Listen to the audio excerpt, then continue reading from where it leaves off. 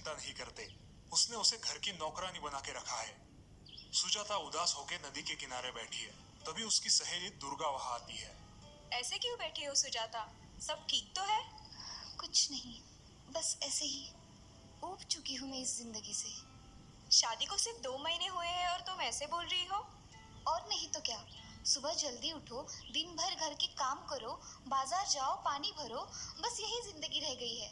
और पतिदेव की कोई मदद नहीं, जैसे कि गृहस्थी सिर्फ हमारी है। लेकिन क्या करें, अब सहना ही पड़ेगा। नहीं। क्या मतलब? हमें इस उबाऊ जिंदगी से छुटकारा मिल सकता है? हाँ, क्यों नहीं। इसलिए तो मैंने मेरे पति का घर छोड़ दिया। अब सुकून से यहाँ मायके में जी रही हूँ।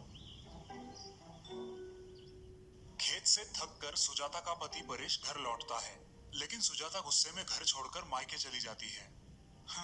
लगता है रूठ के मायके चली गई है। पता नहीं उसे क्या शिकायत है मुझसे। ठीक है, 2 दिन वहां रहेगी तो उसे अच्छा लगेगा, दिमाग शांत हो जाएगा तो लौट आएगी। सुजाता मायके अपने घर आती है। मायके में सिर्फ उसकी माँ और छोटा भाई है। वो दोनों सुजाता का खुशी से स्वागत करते हैं, लेकिन कुछ ही दिनों बाद जब तीनों गपशप करने बैठते हैं। सुजाता, जमाई बाबू वहाँ अकेले हैं। तुम अपने ससुराल कब लौट रही हो? माँ, मैं आप पर बोझ नहीं बनूंगी। दीदी, ये क्या कह रही हो आप? आप हम पर कभी बोझ नहीं बन सकती। लेकिन तुम ऐसी बात क्यों कर रही हो बेटा?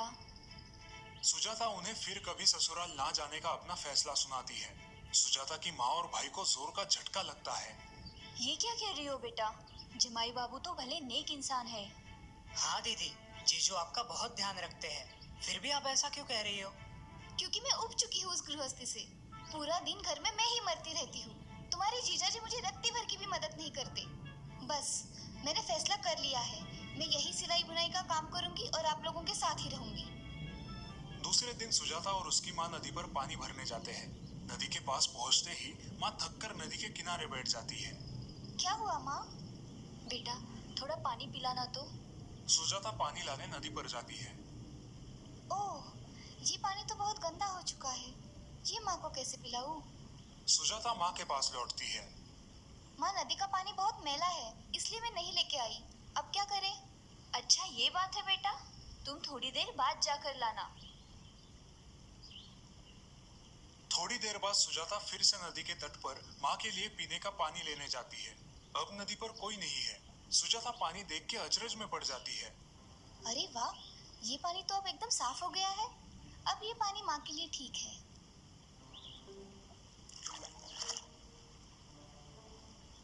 माँ, नदी का पानी बिल्कुल साफ है।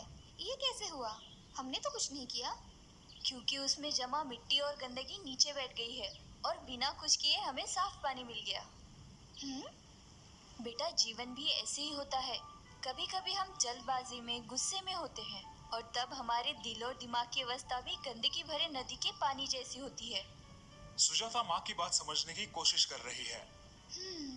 उससे हमारा नुकसान कैसे होता है माँ? तब हम गलत निर्णय लेते हैं और जिंदगी भर पछताते हैं। तो ऐसे वक्त हमें क्या करना चाहिए माँ?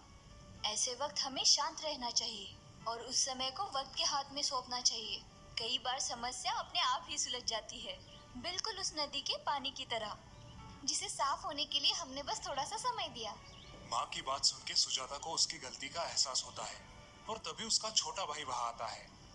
दीदी, दीदी, जीजू का फोन आया था, कल आपको लेने आ रहे हैं। ये खुशखबर सुनकर सुजाता सोच में पड़ जाती है। क्या सोच रही हो बेटा? जाओगे ना अपने घर? जमाई बाबू को तुम्हारी फिक्र ना होती तो रोज तुम्हारे भाई को फोन करके तुम्हारी पूछताछ ना करते। माँ की बात सुन के सुजाता की आंखें भर आती है। उसे अपनी गलती का एहसास हुआ देख माँ और उसका भाई खुश हो जाते हैं।